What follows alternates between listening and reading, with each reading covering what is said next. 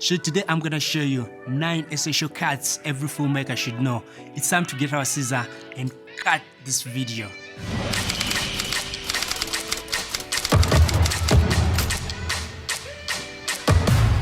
Whatever software you're using to edit your video does not matter, be it Adobe Premiere Pro, Final Cut Pro, DaVinci. These are basic cuts used to breathe life back into your video because editing is such a big aspect in filmmaking. Yo everybody, I'm Remit and welcome back to my channel. If you're new here, please consider subscribing. Click on the notification bell below to stay updated whenever I upload a new video.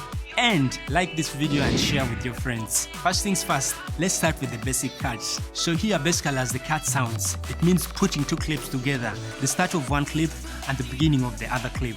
No flares, no nothing, you don't add anything. As simple as that, just like this, and we are good to rock and roll. Secondly is the jump cut. Jump cut simply means jumping around the scene with the intention of speeding up time. This is used to show the passing of time in a scene. This usually involves cutting a long clip in the middle, and when you join them together, you get a jump cut, just something like this.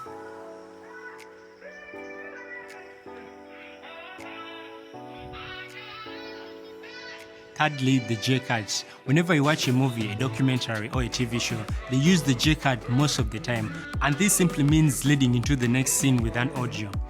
Something like this.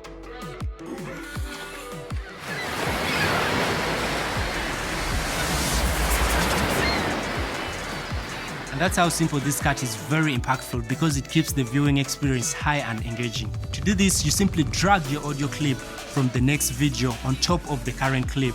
And it's a good way to change location, set the next scene, and make the viewer know what's about to happen next. Fourthly, the L cut.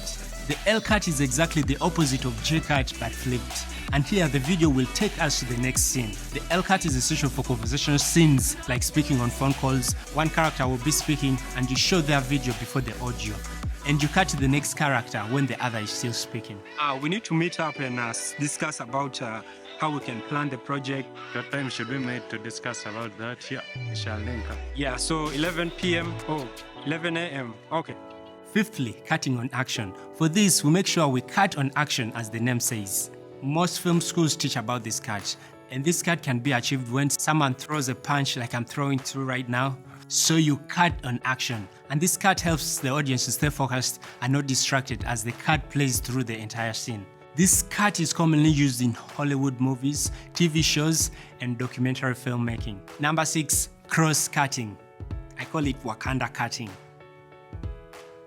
Cross-cutting is also known as parallel editing, and it's used to build suspense. This involves having two narratives in a play, and this is commonly used on heist thriller movies. The first character speaks, and the second character is shown as the first character is still speaking. Another good example is when one character is being chased by another character, and they switch back and forth between the two characters to show what is happening in the scene.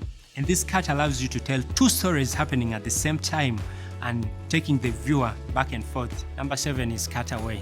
Cutaway helps inform a viewer where a character is located at in each scene. This is normally the general environment where the character is located at, and the best way to show this is through B-roll or supplementary footage. This cut helps to keep your audience engaged, and the more B-roll you have, the higher engaging your content will be. And it helps the audience to have a better understanding of the general environment or the surrounding that you're located in. So for this cut, when you're on set, make sure you film everything in the environment. Film as much B-roll as you can so that you can have options once you get back to the editing software when you're editing your videos to help you cut away. Number 8 is the montage. This cut is more like a sequence rather than a scene, and here it's more like a jump cut but in an extended time frame. For example, in this video of my carpenter friends Joachim and Jacob trying to make a table. So to show the process of a table making, I'll drop a montage to speed up everything, just like this.